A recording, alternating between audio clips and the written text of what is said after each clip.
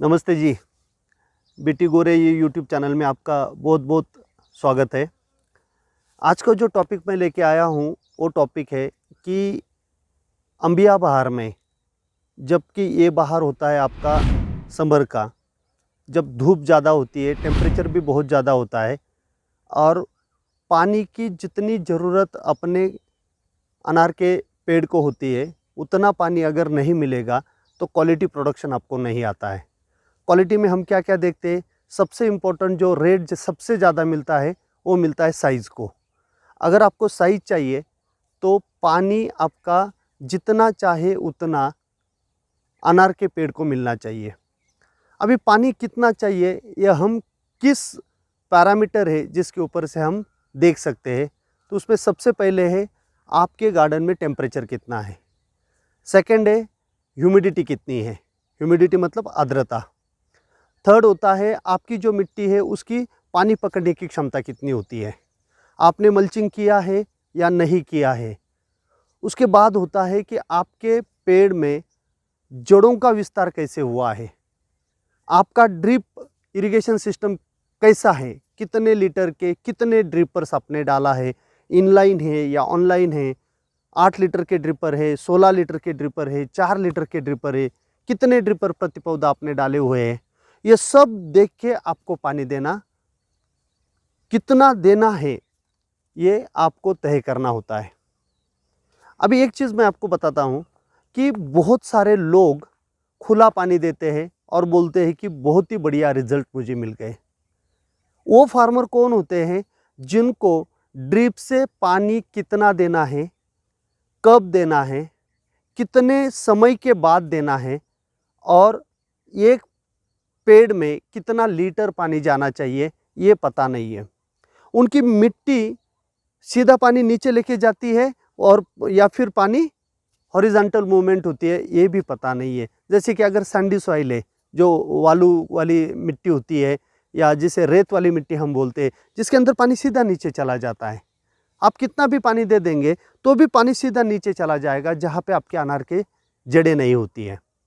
तो ये सबसे इम्पोर्टेंट है कि आपने किस मिट्टी में अनार का प्लांटेशन किया है और उसी मिट्टी में आप अगर अंबिया बहार ले रहे हो और उसकी वाटर होल्डिंग कैपेसिटी अगर कम है और पानी अगर सीधा नीचे जाता है, वहाँ पे आपने कितना भी पानी दे दिया तो भी आपको ज़्यादा रिजल्ट नहीं आने वाले। और फिर वो जो लोग हैं वो लोग बोलते हैं कि मुझे खुला पानी देना है। मैं ये कभी नहीं बोलता कि खुला पानी जब आप बीच में देते हो जहाँ से आपका ट्रैक्टर चलता है उस एरिया में जब आप पानी देते हो तो वहीं पे भी अनार की जड़ें होती है, लेकिन वहाँ पे आपने कोई भी फर्टिलाइज़र नहीं डाला है। वहाँ पे आपका घास आएगा जो भी खरपतवार होता है और कुछ दिनों के लिए आपके प्लॉट में ह्यूमिडिटी मेंटेन रहेगा और आपको उसके जो रिज़ल्ट है वो रिज़ल्ट आपको अच्छे मिलेंगे। लेकिन उसका नुकसान भी क्या है ये भी आपको पता होना चाहिए। उसको आगे लेके जाते समय मैं आपको एक चीज़ बताना चाहता हूँ जो कि आपको पानी व्यवस्थापन या वाटर मैनेजमेंट या इरिगेशन मैनेजमेंट अनार के पौधों में जो करना चाहिए, उसमें 5 सूत्र होते हैं और ये 5 सूत्र अगर हर एक को पता चलेगा तो बहुत ही बढ़िया रिजल्ट आता है जो भी पानी आप देते हो वो पानी का। क्योंकि आप सिर्फ पानी नहीं देते, वो पानी के साथ में आपके पेड़ में चले जाते हैं न्यूट्रिएंट। क्योंकि सबको पता है कि अनार का पौधा जो भी हम डीएपी डालते हैं या 10-26-26 डालते हैं या गोबर खाद डालते हैं, इसको चबा के नहीं खाता। जो पानी में घुलता है वही अनार के पेड़ में चला जाएगा। तो पानी अगर आपने अच्छा नहीं दिया तो न्यूट्रिएंट मैनेजमेंट भी अच्छा नहीं होता है, अन्नद्रव्य व्यवस्थापन भी अच्छा नहीं होता है। इसलिए पानी के जो मैं 5 सूत्र बता रहा हूँ वो सबसे इम्पोर्टेंट है। पहला जो सूत्र है वो है कि आप कितना बड़ा पेड़ है उतना ज़्यादा पानी आपको देना चाहिए। जितना छोटा पौधा है उतना पानी कम लगेगा। कैनोपी कितनी आपके पौधों की वो हिसाब से आपको पानी देना है और वो कैनोपी का कितना % एरिया गीला होना चाहिए वो डिपेंड करता है आपका पानी पकड़ने की क्षमता आपकी मिट्टी की कितनी है उसके ऊपर। दूसरा जो सूत्र है वो सबसे इम्पोर्टेंट कि जो पानी आप दे रहे हो और उसके अंदर अगर आपके फर्टिलाइज़र है, जो भी न्यूट्रिएंट आपने डाला हुआ है, जो भी खातर आपने डाला हुआ है, वो आपका नीचे तो नहीं जा रहा है, खाने वाली जड़ों से नीचे तो नहीं जा रहा है। वो दूसरा सूत्र सबसे इम्पोर्टेंट है। तीसरा जो सूत्र है वो है कि आपने आज पानी दे दिया तो नेक्स्ट पानी आपको कब देना है। आज पानी दे दिया तो नेक्स्ट पानी आपको कब देना है, ये सबसे इम्पोर्टेंट है। क्योंकि बहुत सारे लोग मिट्टी पूरी ड्राई होने के बाद पानी देते हैं, वो भी नहीं होना चाहिए। उसके लिए एक तो आप जो वेदर स्टेशन होता है जिसके अंदर IoT सेंसर्स का इस्तेमाल करके उसका भी इस्तेमाल कर सकते हो, या फिर टेंसोमीटर का भी आप इस्तेमाल कर सकते हो। तो आपके मिट्टी में, जिसे मराठी में वापसा कंडीशन बोलते हैं, गुजराती में उसे वराफ बोलते हैं, तो इंग्लिश में उसे फील्ड कैपेसिटी बोलते हैं। क्या आपको फील्ड कैपेसिटी के बारे में पता है? और अगर नहीं है तो पानी के ऊपर पानी, पानी के ऊपर पानी अगर आप देंगे तो न्यूट्रिएंट भी लीच आउट होंगे, निमेटोड भी आपके खेत में बढ़ेगा, रूट डेवलपमेंट भी अच्छी नहीं होगी, और फंगल अटैक भी वहीं पे सबसे ज़्यादा आएगा, और आपके खेत में विल्टिंग आएगी, पौधा आपका सूखेगा, आपका पौधा मरेगा।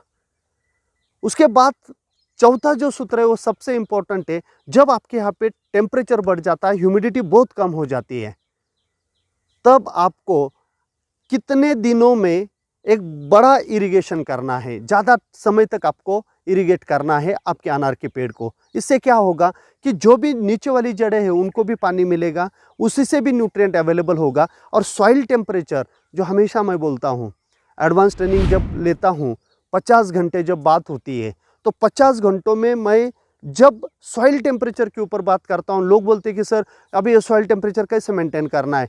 तो जो सॉइल टेम्परेचर मेंटेन करने के लिए अलग अलग चीज़ें मैं बोलता हूँ, उसमें एक है पानी, जो कि आपका टेम्परेचर जब सडन इंक्रीज हो जाता है, जो बीच में जो मिट्टी है उसके ऊपर पूरा टेम्परेचर बढ़ जाता है सनलाइट वहीं पे आने के बाद, फिर जो 15 डिग्री सेंटीग्रेड से लेके 25 डिग्री सेंटीग्रेड अगर सॉइल का टेम्परेचर है तो उसके अंदर माइक्रोबायल एक्टिविटी अच्छी होती है।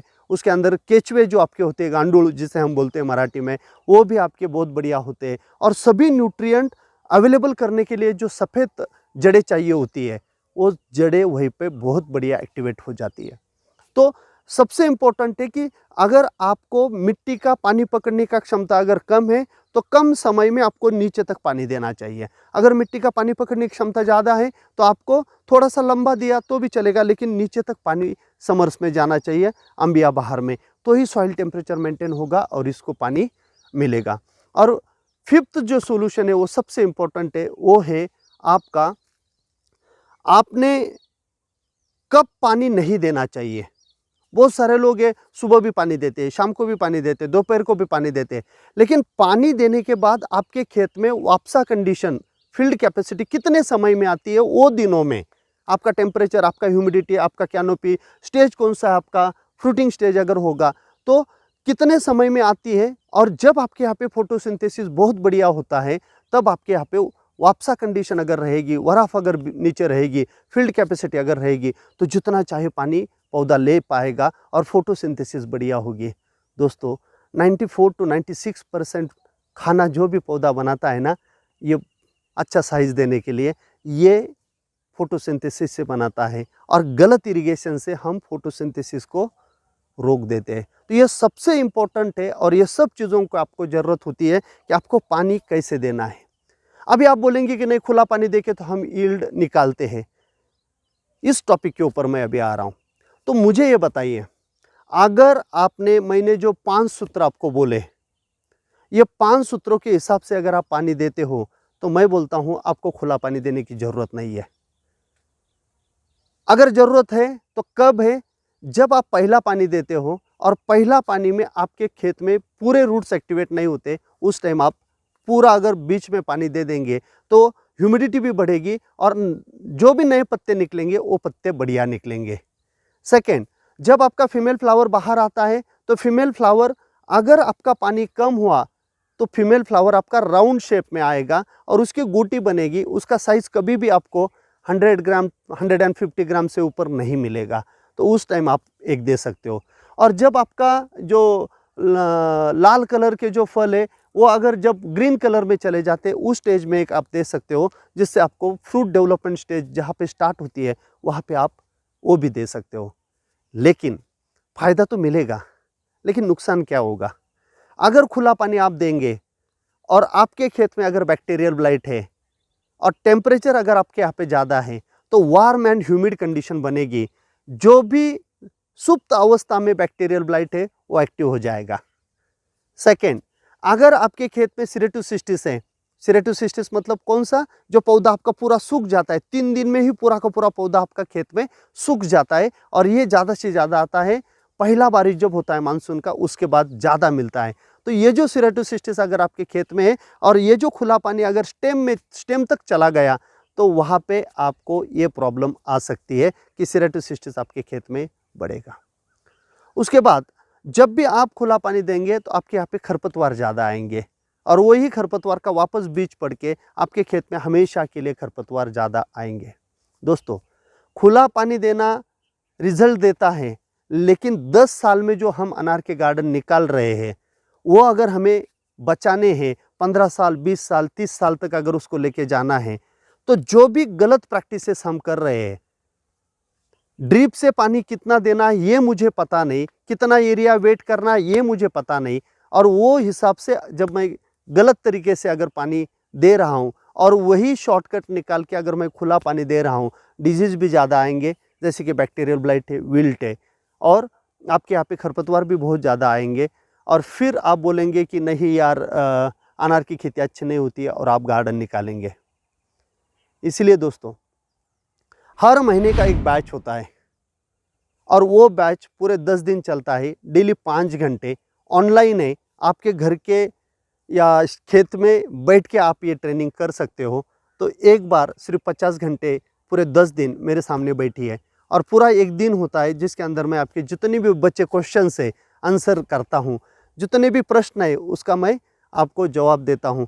तो ये कोर्स भी मैं आपको ये वीडियो के माध्यम से बता रहा हूँ कि आपको ये अगर पूरा इरिगेशन मैनेजमेंट है, फर्टिगेशन मैनेजमेंट है, कैनोपी मैनेजमेंट है, बढ़िया क्वालिटी निकालने के लिए क्या करना है, इंसेक्ट मैनेजमेंट कैसे करना है, डिजीज़ मैनेजमेंट कैसे करना है, वीड कंट्रोल कैसे करना है, खरपतवार यूज़ करना है या नहीं करना है, ये सभी टॉपिक के ऊपर प्लांटेशन से पहले से लेके हार्वेस्टिंग कर टोटल शेड्यूल जो है, ये टोटल शेड्यूल मैं आपको ये कोर्स में देता हूँ।